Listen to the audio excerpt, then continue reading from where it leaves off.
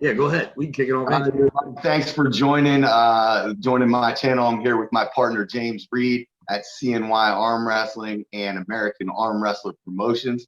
James, thanks for joining us. We got a couple topics today we want to talk about. A little bit of East versus West, NuWay Nationals coming up here in 2 weeks, as well as the East versus West qualifiers. So, a couple of people have come to me and they wanted to compete at this thing, but they didn't qualify.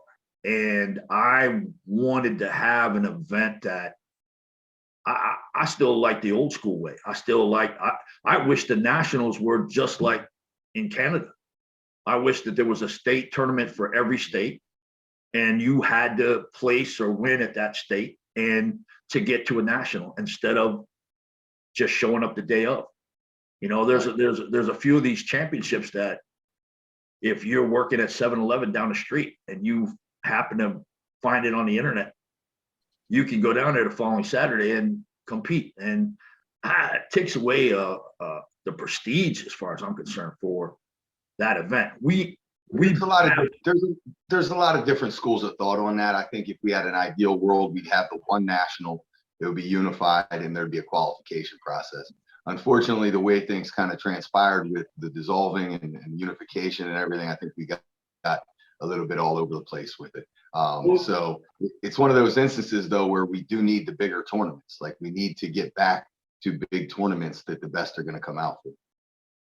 I said it to multiple people. If you told me today that I could have 50 more bodies on the 28th, 50 more pullers, if I just open it up and say, no, quals are gone, we're just going to allow anybody, I'd say no. And anybody watching this might say, it's full of shit. No, because I could do that right now. I could say, hey, there's no quals, anybody come. But I'm not doing that. I've had about 5 guys, not too many, but I've had about 5 guys in the last couple of weeks call me up and say, hey, I didn't compete in any of these tournaments. Can I still compete? I said, I'm sorry, no. I want to keep it. That's something I've been talking about forever. So my perspective on it is it'll hurt the turnout for the first iteration of it, because a lot of this was done kind of on the fly. Like, the qualifiers were out there, but there was no solid like warm and fuzzy feeling that there was truly going to be a finals.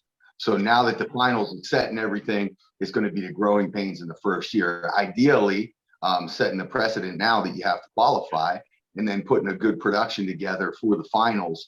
We'll get to a point where next year, hopefully, we'll get more people with a little bit more interest in qualifying. We'll be able to present it a little bit more fluidly.